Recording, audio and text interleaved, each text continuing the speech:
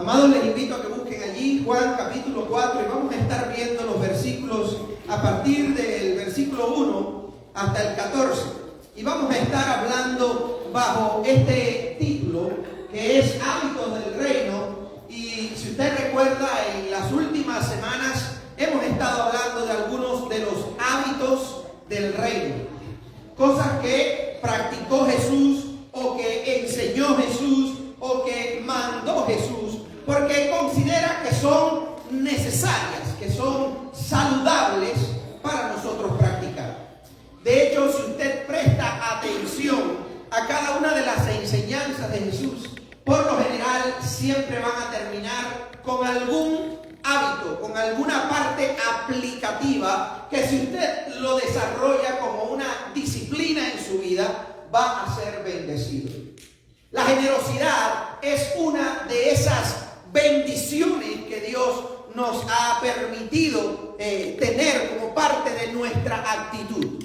Si tú y yo somos personas generosas, por lo general vamos a tener vidas más alegres. No sé si usted se ha dado cuenta de que las personas más alegres no son generalmente las que más dinero tienen. Usted se encuentra muchas veces personas con mucho dinero envueltas y enredadas en las drogas, suicidándose, tanto como lo hacen las personas pobres. Así que si dentro de sus planes está el tener mucho dinero para ser feliz, le digo que el dinero no le va a dar la felicidad. ¿Sabe por qué? Porque el dinero nunca sacia la necesidad que hay en el corazón del ser humano.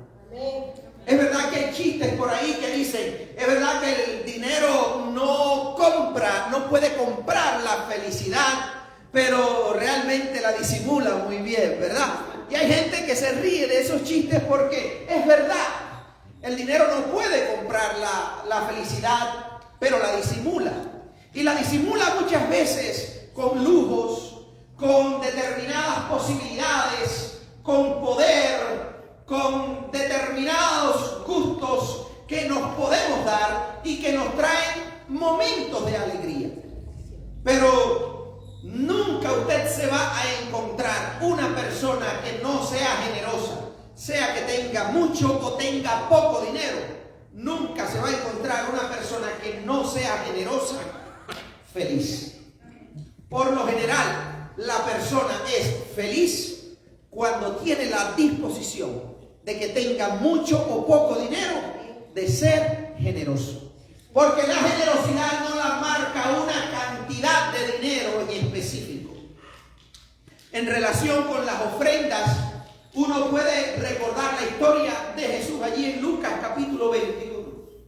Dice la palabra de Dios que cuando Jesús estaba allí en el templo, pues sucedió que todo el mundo comenzó a dar sus ofrendas. Y dentro de las ofrendas, pues las personas, o dentro de ese momento, pues las personas a veces echaban mucho, otros echaban poco. Jesús se fijó y dijo en su sabiduría, mire, la gente da de lo que le sobra, o la gente da porque tiene mucho para dar y por eso da. Pero la persona que le llamó la atención a Jesús fue una viuda. Ser mujer y ser viuda era un gran problema en aquellos tiempos. Lo es en todos los tiempos, por supuesto. Cuando una persona pierde a un ser querido, pues por supuesto que eso duele mucho. Por lo menos, por lo general.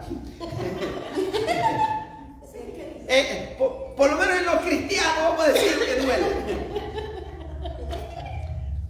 Bueno, vamos a salir de ese, ya quítense esa imagen mental, ¿ok? La cuestión es que en aquellos tiempos era todavía mucho peor porque las mujeres por lo general dependían de sus esposos. Y una vez que una mujer perdía su fuente de sustento, en un tiempo en que no había ni 401k, ni Social Security, ni retiro, ni nada de eso, pues imagínense, no importa la edad que tuviera hijos, pues tenía más posibilidades. Pero si era viuda y no tenía hijos, o tenía hijos bien pequeñitos, respeto a todas las madres solteras que han tenido que criar a sus hijos solas, pero en aquel tiempo era todavía mucho peor. Y aquella mujer fue y dio como decir, prácticamente 2 centavos. Fue lo que aquella mujer dio. Y Jesús dijo que aquella mujer era la que había sido más generosa de todos, porque no había dado de lo que le sobraba, sino que había dado de su propio sustento. Lo que tenía, lo había entregado. Y como todo buen hábito que Jesús nos enseña y nos manda a que practiquemos, pues Jesús también lo practicó. Lo que, a diferencia de la mayoría de nosotros, Jesús no dio una parte de lo que tenía. Jesús lo dio todo. Amén. Cuando nosotros hablamos y escuchamos y aprendemos de la historia de Jesús, nos encontramos con aquella cruz donde Jesús dio todo lo que tenía, donde Jesús entregó toda su vida, siendo un hombre santo, siendo un hombre joven, decidió morir y entregar su vida por ti y por mí, para que tú y yo tuviéramos salvación. A Él sea la gloria, ¿verdad? Amén. A Él sea la gloria por eso. Bendito sea el nombre de Jesús. Así que cuando Jesús nos habla de generosidad es porque Él la practicó y nos dice a nosotros que debemos practicar. Cuando estaba preparando el mensaje, la palabra de Dios que me tocó y me guiaba es precisamente la historia de Jesús con una mujer. Hoy es el Día de las Mujeres prácticamente, ¿verdad? Se han robado el show, como quien dice. Damos gracias a Dios por las mujeres. Bueno, este encuentro de Jesús es precisamente con una mujer. No se portó muy bien al principio. Vamos a ver qué es lo que pasó. Dice a partir de Juan capítulo 4, versículo 1, que Jesús se enteró de que los fariseos sabían que Él estaba haciendo y bautizando más discípulos que Juan, aunque en realidad no era Jesús quien bautizaba, sino sus discípulos. Y por eso se fue de Judea y volvió otra vez a Galilea. Como tenía que pasar por Samaria, llegó a un pueblo samaritano llamado Sicar, cerca del terreno que Jacob le había dado a su hijo José. Allí estaba el pozo de Jacob. Jesús, fatigado del camino, por supuesto, se sentó junto al pozo. Era cerca del mediodía. Candela pura, ¿verdad? Cerca del mediodía. Y dice, sus discípulos habían ido al pueblo a comer, a comprar comida. En eso llegó a sacar agua una mujer de Samaria y Jesús le dijo, dame un poco de agua. No nos encontramos a Jesús normalmente pidiendo cosas. Por lo general, las imágenes e historias que tenemos de Jesús es Jesús dando una enseñanza, Jesús entregando sanidad, Jesús ayudando a las personas, aceptando a los niños, invitándolos a estar con Él y bendiciéndolos. Jesús, por lo general, se encarga de dar. Sin embargo, en esta ocasión nos encontramos a Jesús pidiendo. ¿Qué pide Jesús? Agua, ¿verdad? Le dice a aquella mujer que tenía probablemente un cubo, un balde, un envase para sacar agua del pozo. Jesús le dice a ella, dame de beber. Y quiero que entendamos algo, porque este es el principio que el Señor revelaba en mi corazón. Jesús estaba pidiendo algo que ayudaba al sustento de su cuerpo. Usted y yo no podemos vivir mucho tiempo sin agua. Asimismo, el cuerpo humano de Jesús también necesitaba el agua para seguir teniendo una vida saludable. Era mediodía, había caminado mucho, estaba cansado, acalorado, probablemente sudando, y llega a este lugar donde había agua y ahora esta mujer llega con la posibilidad de sacar agua de aquel pozo. Dame de beber. Dame de beber. Un encuentro de Jesús con esta mujer. Y asimismo, cuando tú y yo hablamos de cosas que Dios nos pide, Dios no nos pide cosas sencillamente para su beneficio, ni porque lo necesite. La imagen que Jesús nos quiere mostrar hoy es que tú y yo somos el cuerpo de Cristo. La iglesia es el cuerpo de Cristo. Y lo que Dios nos pide es para el sustento, para la salud, para la bendición y para el crecimiento sano de su cuerpo. De ti y de mí. Así que cuando Dios nos pide algo, tenemos que quitarnos de la mente todas estas ideas de que Dios nos está pidiendo algo o porque lo necesita o porque lo quiere quitar de nosotros. Porque seguimos teniendo esa mentalidad, ¿verdad? Como que dar es perder. Como que dar es renunciar a algo. Y cuando ese dar es hacia Dios, hacia lo que Dios nos pide, hacia lo que Dios nos dice que debemos dar, entonces no es renunciar. Entonces es bendecirnos a nosotros mismos. Cuando tú y yo le damos nuestro tiempo a Dios, cuando tú y yo ponemos nuestro talento, nuestras capacidades en función de honrar a Dios, cuando tú y yo nos sacamos de la billetera o de la cartera una cantidad determinada de dinero y la entregamos a la iglesia, estamos bendiciéndonos a nosotros mismos, que somos el cuerpo de Cristo. ¿Se me entiende? Así que debemos primeramente, antes que nada, quitarnos estas ideas de que Dios nos quiera quitar cosas. Yo sé que ninguno de ustedes piensa así, pero es un pensamiento común por ahí. Si usted se pone a pensar en la cantidad de cosas que se han hecho para la bendición y beneficio de la iglesia y la comunidad, aún la no cristiana, usted se va a dar cuenta, si mira alrededor, que la inmensa mayoría de las organizaciones, de las instituciones que son para bendecir a la comunidad, incluyendo la comunidad más pobre, la comunidad inmigrante, la comunidad necesitada, tienen raíces en la iglesia. Estamos hablando de hospitales, estamos hablando de refugios para familias y para personas que pierden sus hogares. Estamos hablando de lugares donde pueden ir las personas que sufren violencia doméstica. Estamos hablando de lugares donde los inmigrantes también pueden recibir ayuda legal o ayuda incluso en algunas ocasiones ayuda financiera. Y ¿sabe? La mayoría de esas cosas no tienen su origen en el gobierno. La mayoría de esas cosas tienen su origen en la iglesia. La mayoría de los hospitales, muchísimas escuelas y la mayoría de estas organizaciones.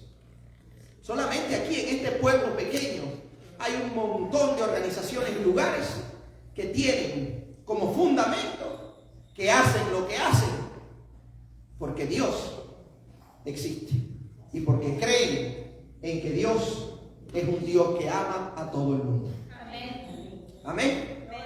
Y nos ha llamado también a ayudar a las personas necesitadas.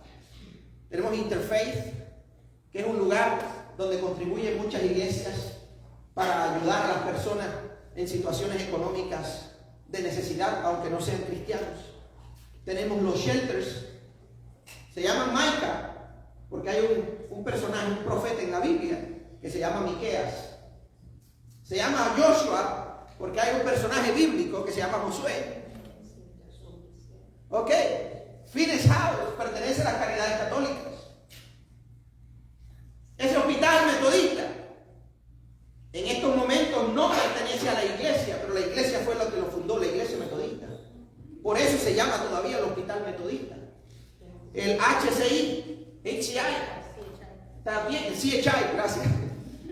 Ese también fue fundado y todavía está corriendo con el apoyo de la iglesia católica. Cuando usted se pone a pensar, esa gente, ¿por qué se dedicaron sus recursos a cosas relacionadas con honrar el nombre de Dios y bendecir la comunidad? porque entendieron que el dar es una bendición. Aunque aparentemente no venga para mí, aunque aparentemente sea yo quien estoy soltándolo, al final la bendición regresa a mi vida. Al final la bendición regresa a mi vida. Así que en este caso se encuentra Jesús sediento a la orilla de aquel pozo. Llega aquella mujer y Jesús le dice: dame de beber. La respuesta de la mujer no es la respuesta que seguramente Jesús quería escuchar. No se portó muy bien, a diferencia de las mujeres de esta iglesia, ¿verdad? Se portan muy bien. Estoy seguro que si Jesús le hubiera pedido agua, pues le abren otro pozo ahí para se sacie, ¿verdad? Pero miren cómo continúa la palabra de Dios en el versículo 9. Juan 4:9 dice: pero como los judíos no usan nada en común con los samaritanos, la mujer le respondió: ¿cómo se te ocurre pedirme agua si tú eres judío y yo soy samaritano? En otras palabras, ¿por qué me estás pidiendo agua a mí si tú eres de esos judíos y yo soy samaritano? Y es que había una discordia entre los samaritanos y los judíos. Desde los tiempos en que Salomón, que fue el rey, cuando Salomón terminó su reinado, dejó un país dividido. Estamos hablando de que el reino de Israel o la nación de Israel se dividió en dos. Unos eran Israel o samaritanos y los otros eran también israelitas, pero eran los judíos.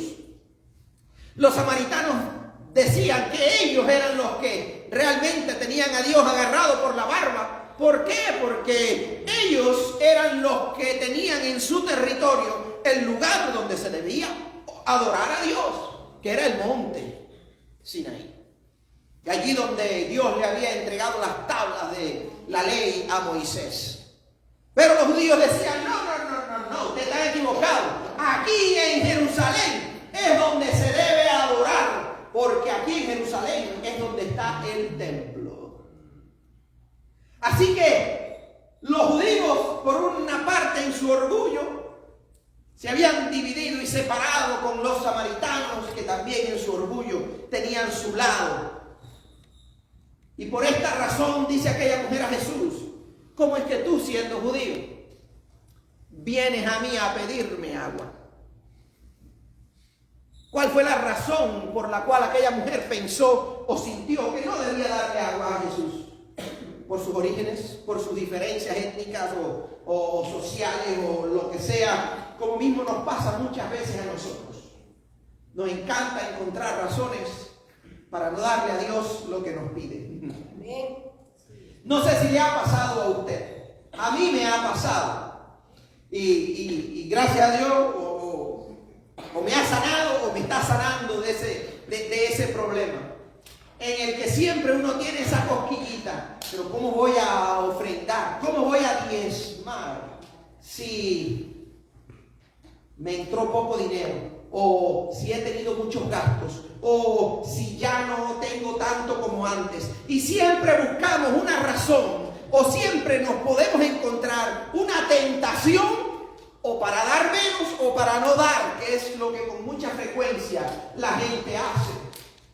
Sencillamente se desconecta de su responsabilidad de dar algo solo porque tiene determinadas circunstancias alrededor que le dice: no lo hagas.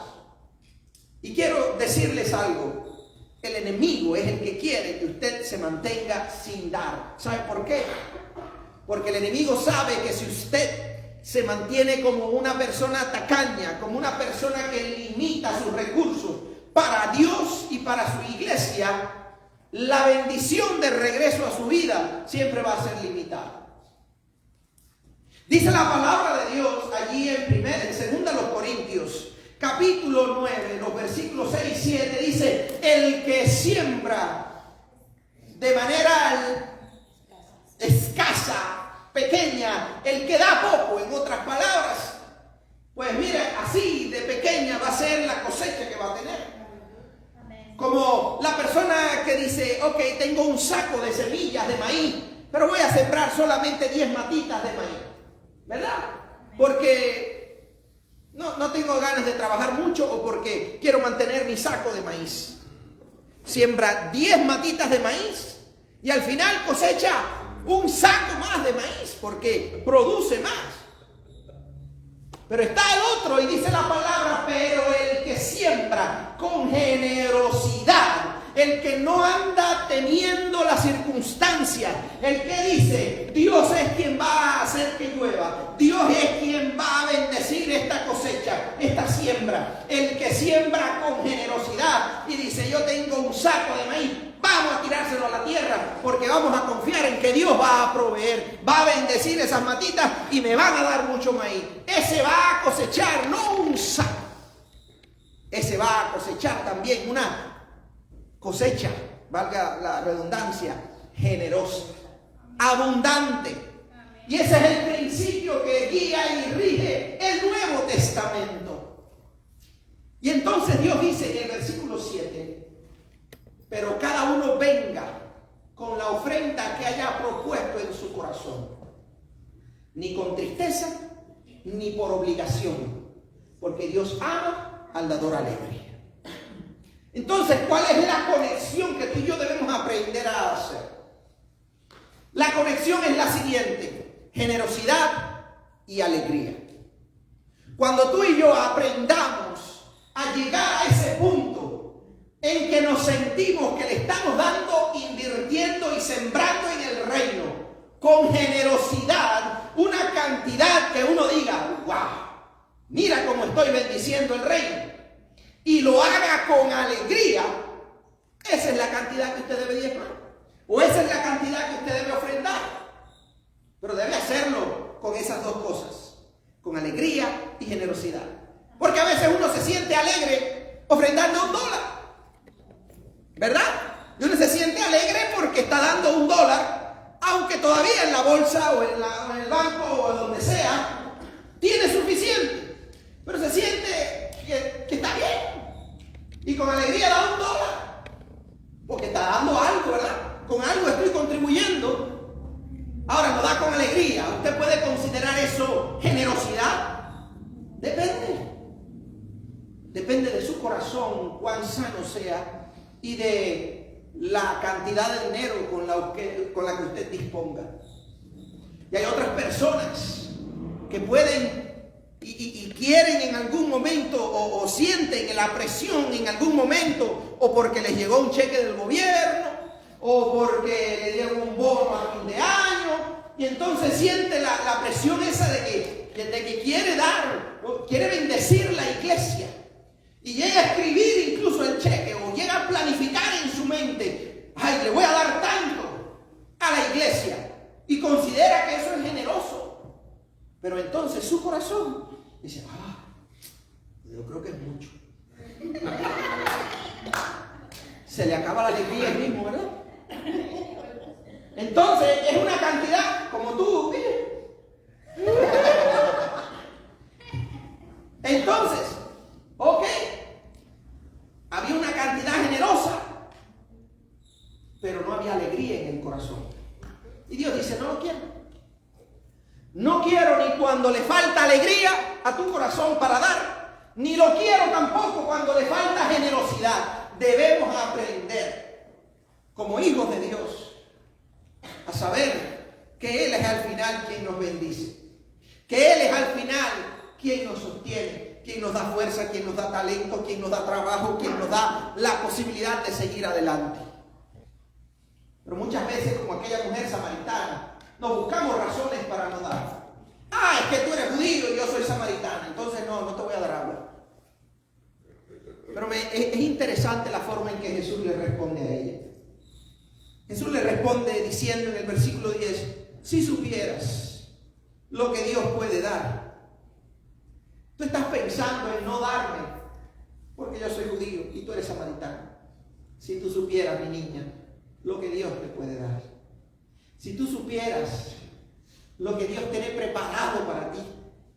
Si tú supieras lo que Dios puede dar y conocieras al que te está pidiendo agua, contestó Jesús, tú le habrías pedido a él y él te habría dado agua que da vida. Quiero que entendamos una cosita acerca de esta mujer. Esta mujer no venía al mediodía a buscar agua porque era el momento del día en que estaba libre o el momento del día en que más cómodo podía venir a buscar agua. Por lo general, las personas que en aquella cultura venían en esos horarios incómodos a buscar agua es porque, de acuerdo a la mala fama que tenían, pues eran personas recluidas para no sentirse rechazadas, apartadas o como que apestaban, pues preferían ir en momentos en que no había nadie más buscando agua para no sentir que nadie las molestaba. ¿Por qué tenían una mala fama? No dice la palabra de Dios qué clase de persona era, aunque en la historia más adelante nos enteramos que esta mujer había tenido 5 maridos y probablemente algunos de ellos más de uno a la misma vez, etcétera. Así que era una mujer que en el mejor de los casos pues había sido muy promiscua o había enterrado a 4. Aunque dice Jesús también en la conversación que el que tenía no era de ella. Entonces estamos hablando de una persona en que muy probablemente iba en ese horario del mediodía, el horario más agotador y más incómodo para buscar agua, a dar agua de un pozo que estaba en el medio del desierto, como quien dice, pues a la hora en que el sol más pica, ¿verdad? Pero sin embargo, ella se sintió más grande que Jesús en aquel momento. ¿Cómo tú? Siendo judío, vas a venir a pedirme a mí agua, que yo soy samaritano. Nosotros no andamos compartiendo nuestros cubitos con la gente samaritana, con la gente judía.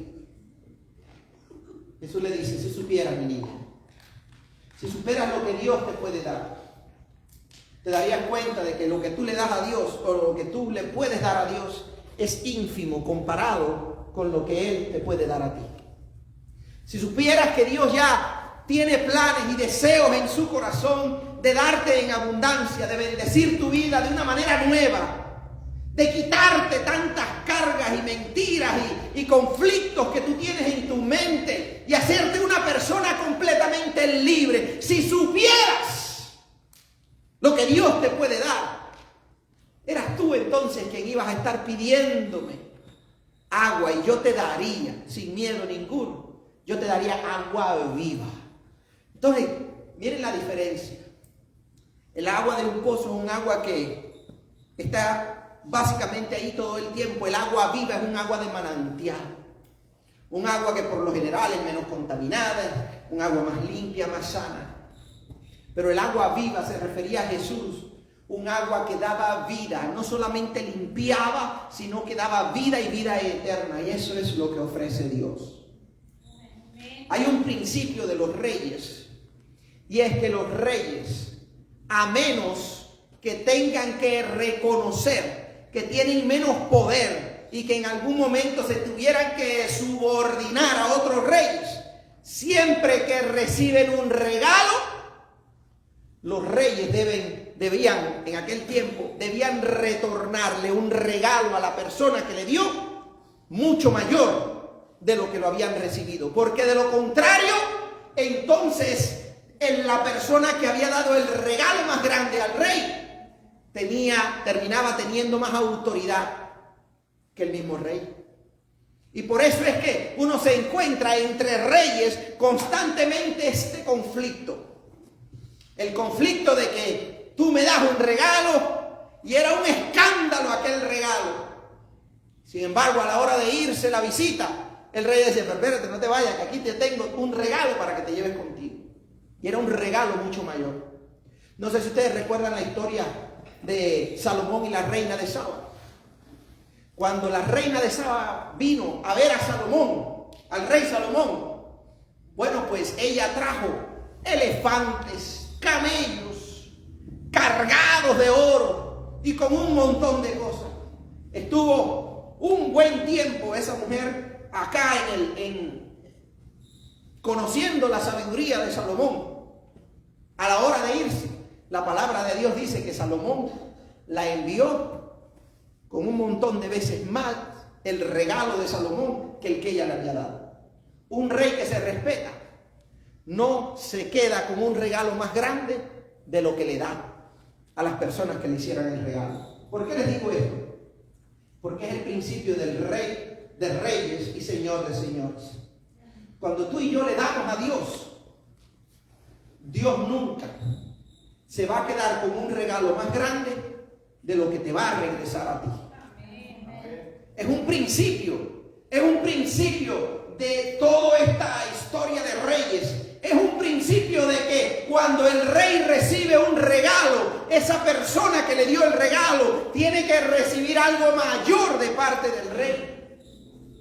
Y eso es lo que Dios quiere hacer contigo y conmigo. Dios no nos pide que ofrendemos o que diezmemos porque Dios quiera quitarnos nada, ni porque Dios lo necesite, sino porque Dios sabe que tú vas a ser una persona más feliz, más disciplinada, más organizada, si tú eres una persona generosa. Amén. Generosa con alegría. Amén. Quiero compartirles para terminar un par de razones para ser generosos. Y número uno es para expresar nuestro amor por Dios. Quien ama da. Quien ama entrega. Quien ama no anda pensando tanto de que si es mucho, que si es poco, ni nada de eso. Quien ama es generoso. Dice Juan 3:16 que Dios amó mucho al mundo y le dio a su hijo.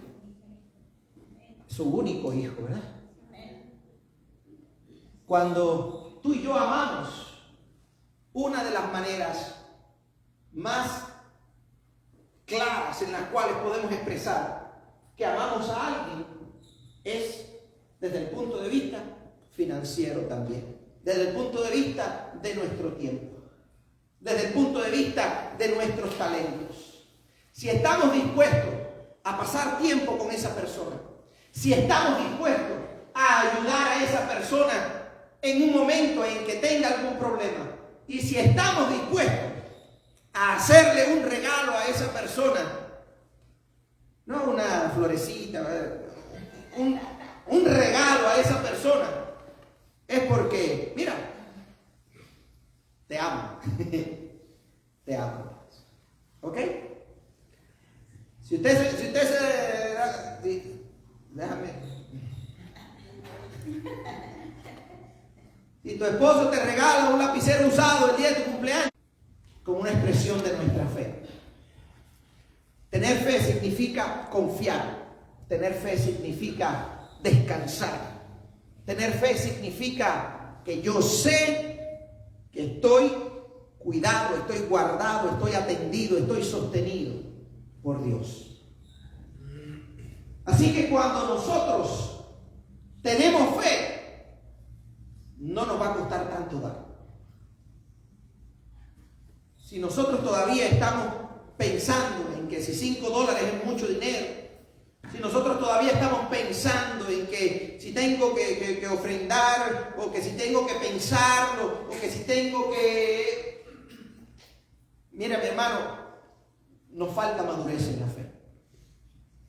Nos falta crecer al punto de reconocer que Dios es quien me da fuerzas, que Dios es quien me da trabajo, que Dios es quien me sostiene y que Dios es quien nos pide. Y que nunca nosotros vamos a darle a Dios más de lo que Él nos va a dar a nosotros. Dios lo merece. Quiero liberarlos de un pensamiento. Quiero que sepan, si usted no da su diezmo, usted no va a irse al infierno, ¿verdad? Por el estilo. Dios no lo va a condenar a usted por no dar su diezmo. Un final, el diezmo no es el tema fundamental del Nuevo Testamento. El diezmo es bíblico. Pero cuando Jesús nos habla de nuestro estilo o nuestra forma o la actitud con la cual debemos dar. Jesús nos dice que demos con generosidad y con alegría. Dios nos dice, ponte tú a cuentas con Dios. Analiza tu presupuesto. A la hora de pagar la tarjeta de crédito, a la hora de poner tu dinero en el banco, a la hora de hacer tus compras y eso, cuando llegue el final del mes o en el momento en que usted tenga que hacerlo, quizás al final del año, y usted diga, bueno, me entraron 40,000. De esos 40,000, pues mira, usé 20,000 para pagar los biles. Hay que pagarlo. Usé 10,000, no sé, para comida. Gracias. Sí, es mucho, ¿verdad? Si tienen comida, eso es. ¿Cuánto come esa gente tú? Pero un ejemplo. Usé 10,000 para comida. Usé 5,000 para vacaciones, entretenimiento, viajar a ver a mis padres, o a mis abuelos, o a esto o lo otro. Y usted evalúe, cuando usted recibe la carta de la iglesia, usted dice, bueno, le di a la iglesia, le di al cuerpo de Cristo, le di al Señor tanto. Usted evalúe. Si usted compara lo que usted le da a Dios con lo que usted usa para su entretenimiento o para cosas que no son necesariamente vitales ni nada por el estilo, usted puede tomar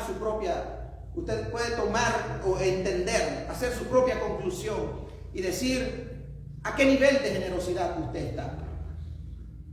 Si usted recibió que usted lo que dio en el año fueron $10, o no está viniendo a la iglesia, o realmente, ¿sabe por qué le digo esto? Porque al final, en la conversación de Jesús con aquella mujer entendió la lección. Aquella mujer, por supuesto, Jesús terminó tomándose el agua, aquella mujer fue y le habló a los demás de Cristo. Le habló a los demás de aquella experiencia con él. Dice en el versículo 13 y 14 que Jesús le dijo, todo el que beba de esta agua volverá a tener sed. Pero el que beba del agua que yo le daré no volverá a tener sed jamás, sino que dentro de él esa agua se convertirá en un manantial que brote para vida eterna. Aquella mujer al final le dijo al Señor, sí, yo quiero de esa agua. Yo quiero de esa agua. Cuando Dios nos pide algo, Dios nos dice algo, o que desarrollemos determinado hábito como el de la generosidad, es porque Dios sabe que haciendo eso se va a organizar mejor nuestra vida. Nos va a rendir más el dinero y la bendición que Él derramará sobre nosotros será todavía mayor. Es un principio bíblico. Es un principio bíblico. Entonces, lo que yo le voy a invitar a usted a que haga a partir de hoy es que usted evalúe su estilo de generosidad. Si usted considera que está a un nivel de generosidad, pues que Dios le bendiga abundantemente. Si usted considera que usted está a un nivel de tacañería, cambie por su propio bien. La bendición de Dios vendrá sobre su vida. A veces pensamos que vamos a ser generosos cuando nos suban el salario, cuando tengamos más dinero, cuando seamos más prósperos. Y no nos damos cuenta que el principio de la generosidad uno lo puede comenzar a aplicar en cualquier momento de su vida, aunque tenga poco, como aquella viuda, que lo que dio fueron 2 centavos, pero que sin embargo Dios lo recibió como la ofrenda más grande que había en aquel momento. Yo estoy seguro que aquella viuda, la Biblia no sigue hablando de ella, pero estoy seguro que aquella viuda fue recompensada por esa fe. Tú y yo probablemente tenemos un poquito más que aquella viuda. Probablemente tú y yo tenemos una fe más informada que la de aquella viuda, que todavía no conocía a Jesús. Así que si tú y yo conocemos eso, vamos a confiar en Él. Vamos a confiar en Él, porque al final lo que le demos a Él y a su reino contribuye para nosotros, para nuestros hijos y para nuestra comunidad también.